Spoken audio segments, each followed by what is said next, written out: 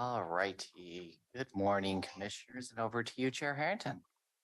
Good morning, everyone, and welcome to the month of August. Today is Tuesday, August 1st, and yes, this is the Washington County Board of Commissioners work session. This is Chair Harrington. We have a full complement of the board today.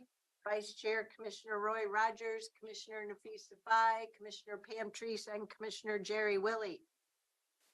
We have our work session this morning. Then at 10, we'll head over to the auditorium for the Housing Authority Board of Directors, then our business meeting, and then we'll reconvene our work session after the lunch break at estimated 1 o'clock.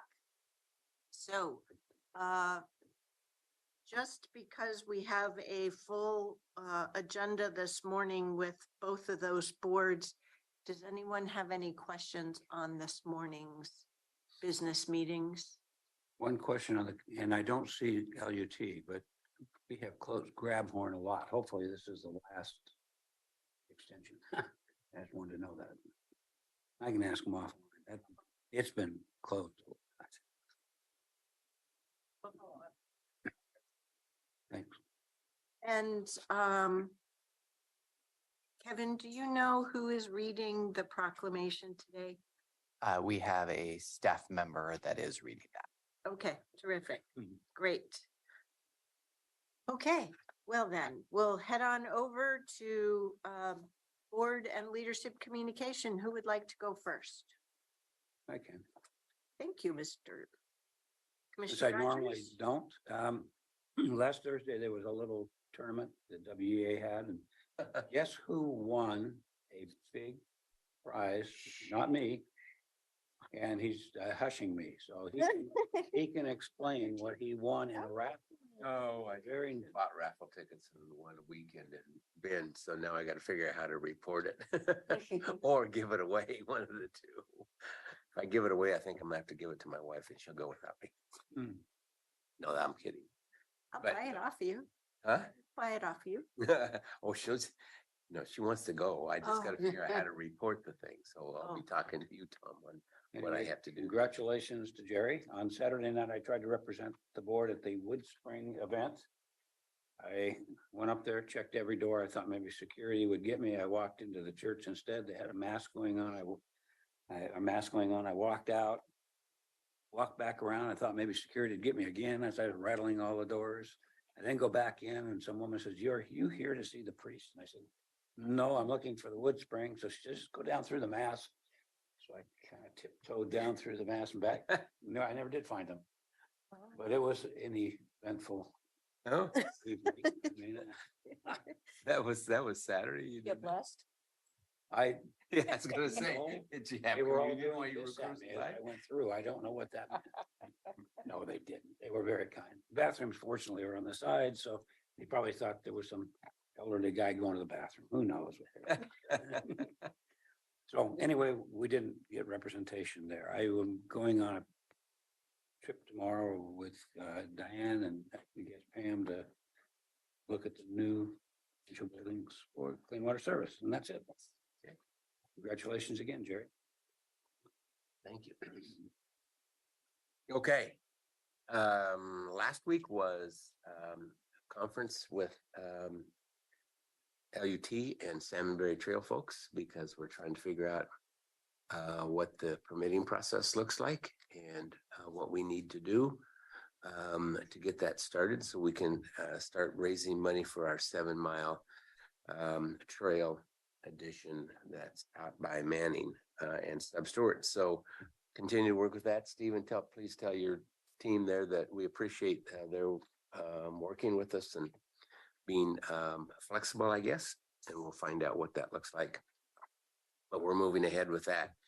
Yes, went out and played at the WEA golf thing last week, and it was a good time. It was not often at these events do you get done in less than 6 hours. They're just agonizingly long, but this one went pretty well. So we did that, have dinner, and no, I had just left when the announcement was made that I had won that little prize. So anyway, that was fun. And then also last week had 4 days of 5:30 in the morning heading to the fairgrounds to feed kids and their parents. And that's just really rewarding. We do that because those kids and those parents have been there sometimes, for the entire 10-day stint. And so getting up in the morning, feeding the kids breakfast and those kinds of things is an additional burden for the parents. And so when we show up and do it for the last 4 days, it's they really appreciate it. And it's fun. We'll probably add a few things to it next year just to make it a little bit better. But yeah, it's probably about 125 people a day we fed breakfast. So it was pretty good. I met with Titonian Wallace yesterday, who is the incoming board chair, vice chair at the chamber next year, and also Washington County Chamber. Sorry, I only have one in my district. But the no, I don't. No, you either. don't. I have. You have- Slap my face. I think I have 3. Okay, erase that part, Kevin. One that you Yeah. That would be wrong, Thank you, Tom. just so the record's clear. So anyway, he's been very involved. He's chair of the Small Business Entrepreneurs Council. He's chair of the Black Advisory Business Council. He's incoming vice chair of the Washington County Chamber of Commerce. And he is interested in getting more involved and engaged with the county and certainly with the elected environment. So we'll see where that goes. Catherine and I went to Hampton Lumber yesterday, had a very good tour, and then sat down conversation with them afterwards. And it was just really interesting. I'll let you report more on that, but I really appreciated them spending the time again. I've never taken the tour. It's an amazing process. So anyway, really appreciate Hampton Lumber, and certainly they wanted to give us all the information necessary for the habitat conservation plan and the forest management plan and all of those things that are coming down the pike. So tonight I got to go find a watermelon to go to the staff picnic, and meeting with Monique Claiborne with GPI, and a variety of other things. This is a busy week, and next week will be a little bit lighter because I'm in a golf tournament for 4 days next week, so I'll be gone a little bit. Wear some sunblock. I've already tanned up. I'm good. You are.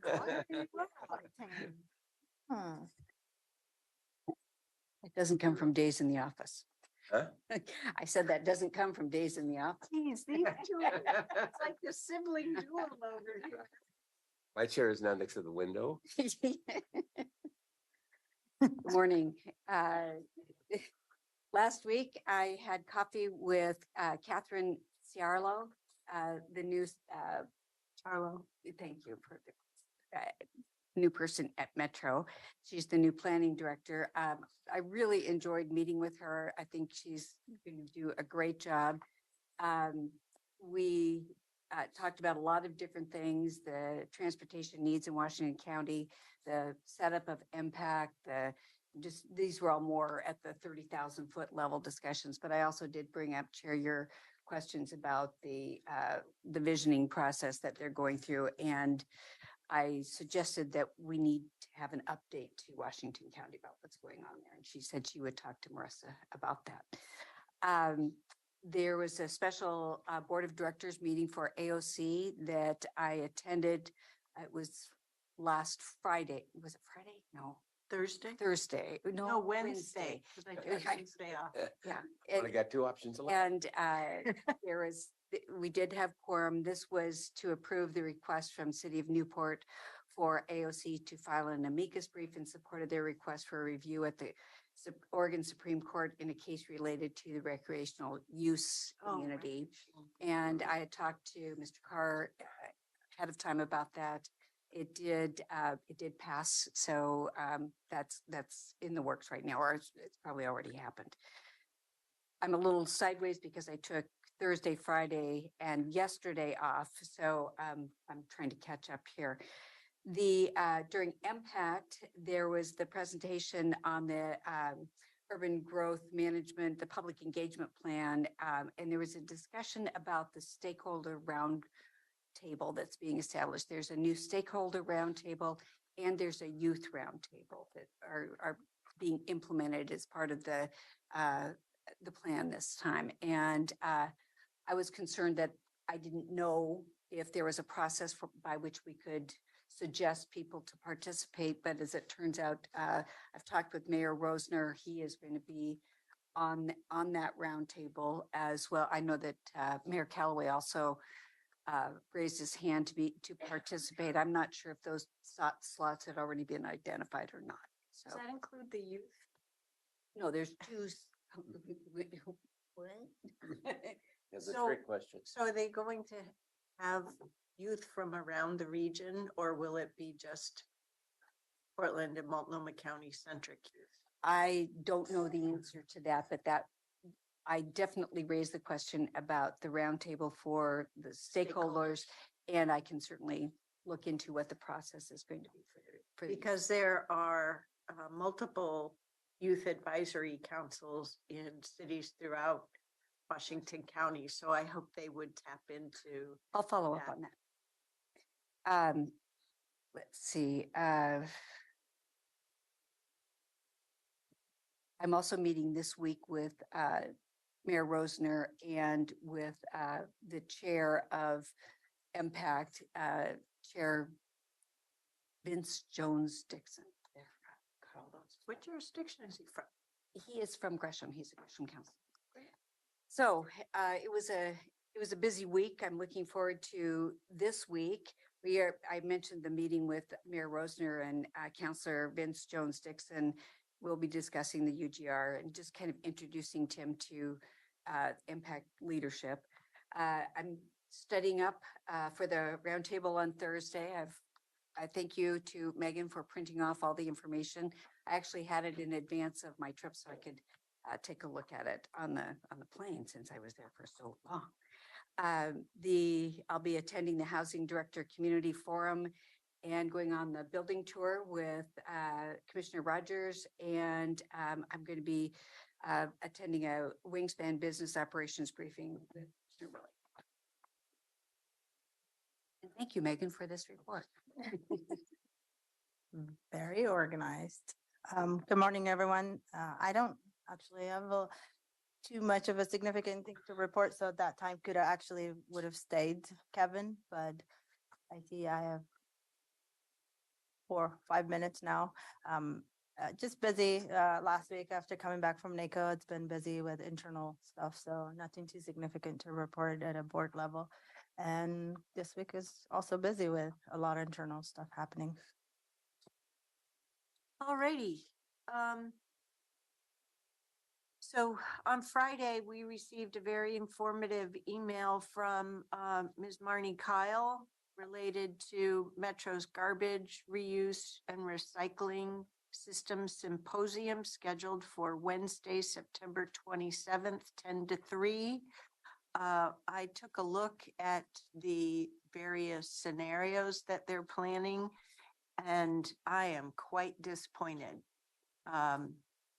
And Commissioner Willie, feel free to share, actually, all of you, feel free to share my email with mayors in your district, but especially for District 4.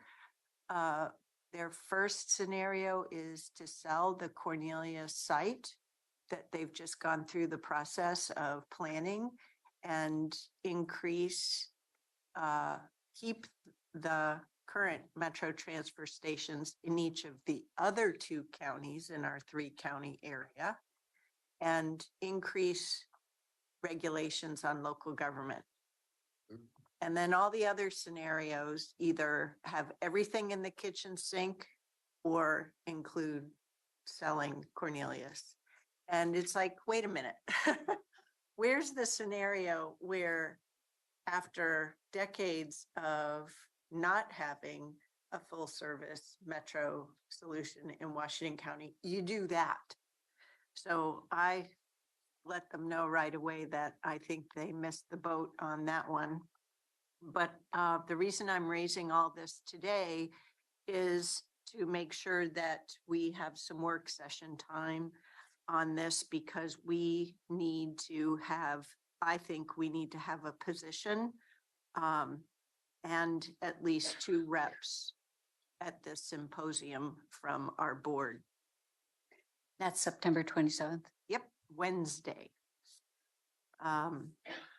Oh, and for our benefit, Commissioner Treese, and maybe Megan can help us with this too.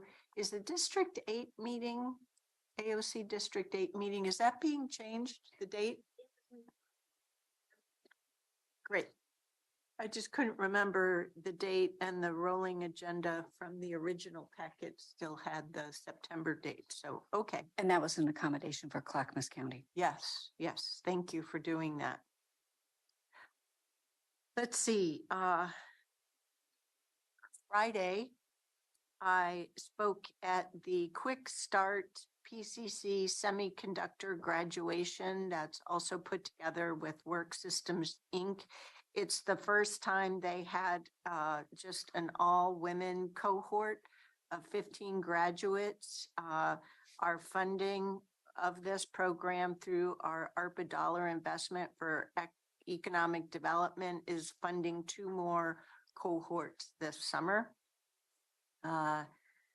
Let's see, forwarded the information. I attended the AOC Budget and Finance Committee meeting since Commissioner Treese as the District 8 rep couldn't attend, nor could the vice chair. They don't have a system for any alternate, so I didn't vote on anything. And the only reason I raised that to the committee is because they only had 1 commissioner there who wasn't an officer. So they didn't have quorum. No. I forwarded the information to you for the scenarios that they're talking about. I think we would still have a money problem because they're planning on their 5% limit would be based off of the 2023 assessed level, which is the one we couldn't meet that had the 20% increase. So, And there'd be a cap at 5% for on top of that what they're, former. yes, yeah, what they're saying is for future years, they would cap it at, or at least for next year, they would cap the increased dues at 5%. Straight line for everybody. Then there were also increases to the base fee, and the information provided was not straightforward. So I pointed out to them how it could be improved. So anyway, it's a mess. Next week, I'll be relying upon Vice Chair Rogers running the meetings on Tuesday. I'll be attending by Zoom because I'll be in New Hampshire all week. Then another heads up, the Building Bridges Forum is set for October 26, 2023. I can't attend because I'll be away on vacation then. So I'm hoping, though I can't tell from the email, that we all received this email last Thursday. If you don't have it, let me know and I'll gladly forward it to you. So those are my updates. So we have a roundtable this Thursday. Should be some great discussion. Thank you very much. That's it from me. Leadership communication. Good morning, Chair and Board of Commissioners. Commissioner Rogers, in response to your question on the consent item, the length of closure, well, we're actually expecting that it open on August 14th or 15th, but the closure request is through the 18th, just in case there's further unexpected delays. However, we do anticipate that this be the final request. It's good luck. And on that route, and boy, it's going to close a long time. I understand. I do want to provide the board an update on Deputy Doze.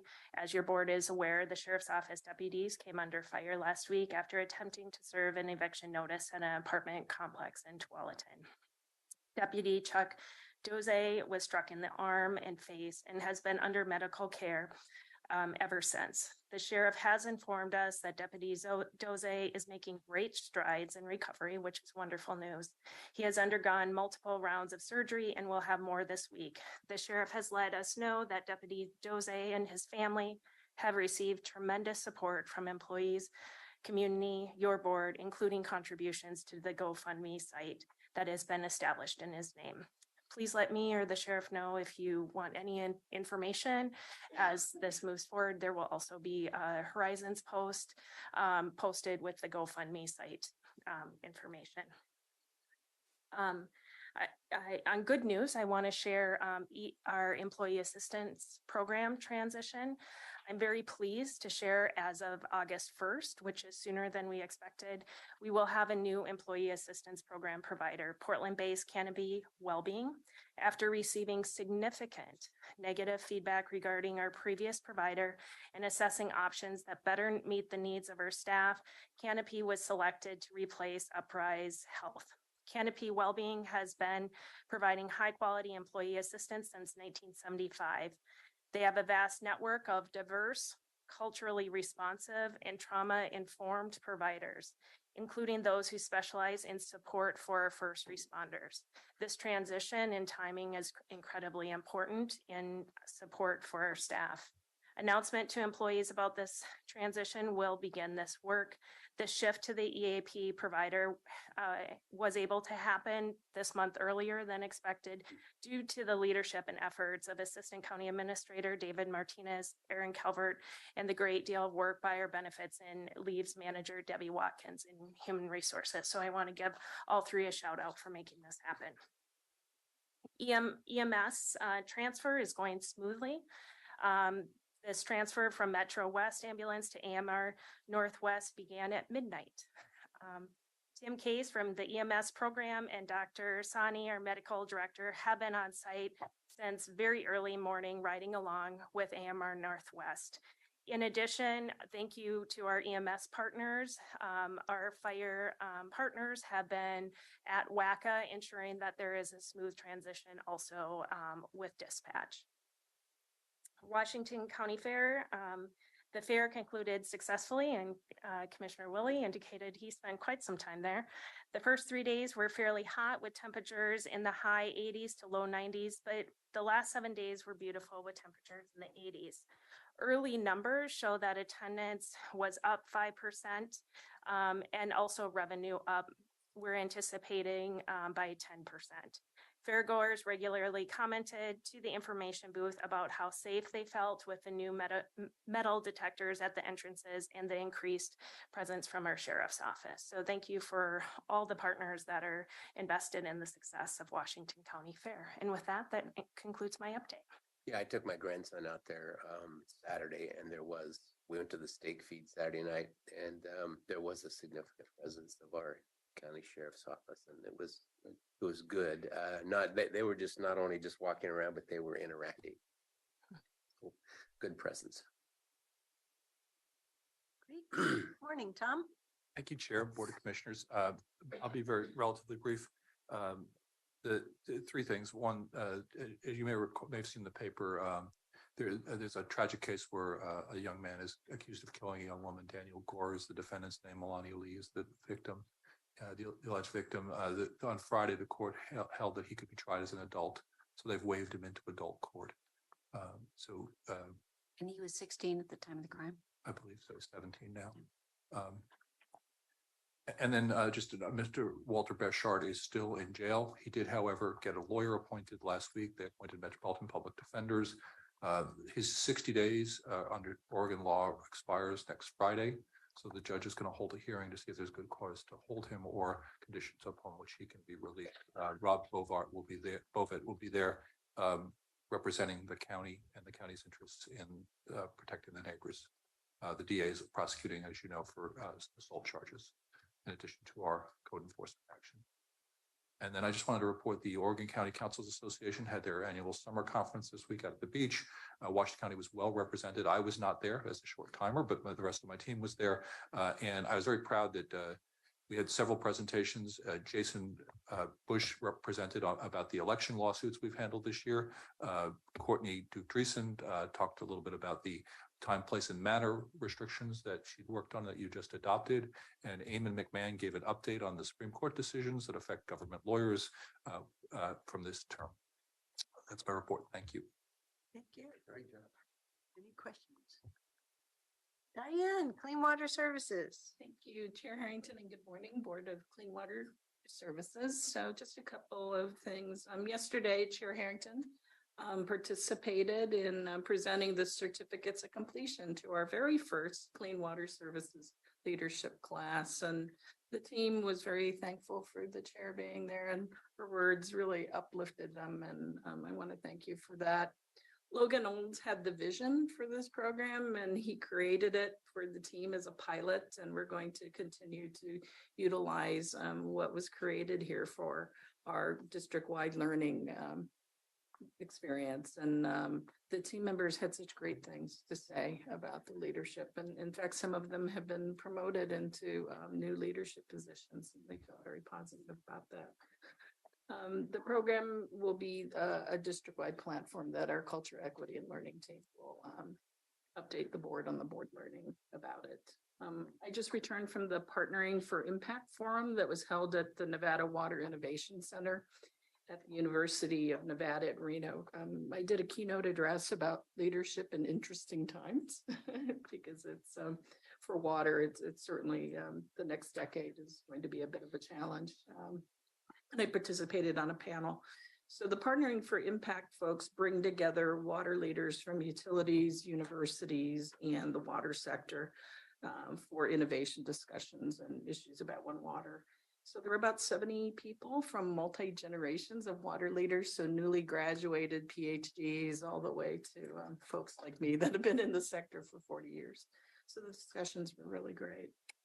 We met with Dr. Krishna Pagia, who's the director of the Nevada Innovation Center, and he's also the environmental engineering program director at UNR. And we realized our degrees of separation are really small. He was the professor for one of our employees here at Clean Water Services, and he talked about how they've always wanted him to finish his PhD program. So we're going to talk to Chris Maher about that. But we also met with Nathan Allen, who's the executive director of WaterSmart, and they conduct these really interesting pilots from all the way from the building scale to utility scale with technology. So they have some interesting things in the beneficial reuse of grit and screenings from wastewater treatment plants that we'll take a look at. And also, how do you overcome root blockages in the sanitary sewer, which is sort of the bane of all the sewer collection systems. But they also have some interesting agricultural soil measurement techniques to monitor carbon capture and nutrient availability, which is something we're really interested in at Clean Water Services with our watershed-based program. But it's a really great link of the Nevada Water Innovation Center with Clean Water Ripple and the research that we're doing here. Could you also mention the characteristics that you told me about yesterday between the Tualatin River and their river? Yeah, the Truckee River has really similar characteristics to the Tualatin River as it relates to endangered species, the water quality issues that they're facing. So the research between the two areas is really highly relevant. They also have issues on Pyramid Lake as it relates to indigenous water rights, communities' water rights. And so it's really fascinating, and the work that even Caroline Lobdell has done with Indian water rights is relevant. Yeah, Is the Truckee a much a river with more volume? It's really 70% effluent, which is fascinating. They have fresh water that sort of crosses the California Nevada border. They're primarily snow fed. So Yeah. they're a little different than us. You know, we're mainly rain fed, but they have just an interesting configuration of lakes and storage facilities. So, but the Truckee has nutrient issues, just like the Tualatin. They're concerned about some of these emerging contaminants of concern. So there's just a lot of influence. They're doing a lot on water reuse. They're doing a lot on restoration, utilizing reused water for natural systems restoration, so. Do they have, is there one or a primary governing body as we have here with Clean Water Services? They have multiple cities with their own treatment plants. So a lot of this convening is about how they're working together. Yeah. So in our case, they see the benefit of this watershed-based permit. Yeah. But yet because they're permitted individually, it's sort of a different way of thinking that they could act as a watershed based permitting structure, but that's why they're interested in what we're doing. Yeah. Yeah, on how to optimize things that are happening, but a lot for us to learn and Yeah. and vice versa. Still yet more for us to learn Mhm. from other places. Yeah, definitely. And we're starting to prepare for VCOM's trip to visit us in WEFTEC. So we have a call tomorrow to do that coordination. It'd be great to get the board involved. Yes, Here. definitely, definitely. Mhm. Well, thank you, Diane. And Commissioner Willie, thank you for mentioning the Hampton tour yesterday. I forgot to come back to that. It was fascinating. It's the lumber mill that's in Banks, employs 60 people on one shift. The equipment, it's an amazing ballet of logs to lumber. And it was just terrific to see. As you all heard me mention at the special CFTLC District 3 meeting, the timber industry is part of what makes Oregon, Oregon. And so it was wonderful to visit one of our multiple working mills here in Washington County and to hear more about the marketplace, but how that ecosystem for the industry works. It's a green lumber mill, meaning that unlike the Stimson lumber mill, as well as the on Springville Road with the pallet manufacturing, they don't have any kilns for drying the wood. And they talked about how there are certain builders and geographies that prefer the green lumber, the not dried lumber. It's easier for the nailing and whatnot, though it is heavier lumber. So it was a great tour. Really helped me better understand the challenges of the HCP and the forest management plan. And as we heard, the draft FMP is now available. Not that I'm anxious to read yet another volume. Not just a volume, it's 576 pages or something. It's Yeah, I'll have to at It's not least your read Sunday the afternoon read. executive summary in order to appreciate what the scenarios are that they'll be releasing soon. So we'll want to make sure that we also have time to use our voice and have a good board position. So that'll need to be accommodated in our future work session schedules. So great. Well, I think that's it. We've checked in on everything. So we'll convene at 10 a.m. for the Housing Authority Board of Directors. Unless, of course, we want to jump to the Regional Arts and Culture. We need to approve that letter too, by the way. We're going to do that after lunch, so everyone has had a chance to catch up with something that was just delivered to our inboxes late in the day. Yesterday. Last night, it's. Yeah. Not taking position. So Yeah. Absolutely grand. we'll come back to it. Yeah. I'd like to do. Rachel? Thank you for your flexibility. Good morning, Chair Harrington and Commissioners. I am pleased to be here to present 3 candidates for the Regional Arts and Cultural Coalition Board. As noted in your materials, the IGA initiating the Regional Arts and Regional Arts and Culture Coalition stipulates that the Board of County Commissioners may appoint 3. um, directors to the board. And while it does appear in going through materials that Washington County has appointed board members in the past, the practice has been inconsistent. So we opened up the nomination using our standard volunteer process this past year, and we have 3 candidates who are interested in serving. Robert Deasy is an IT consultant and a sculpture artist. He identifies as white and male.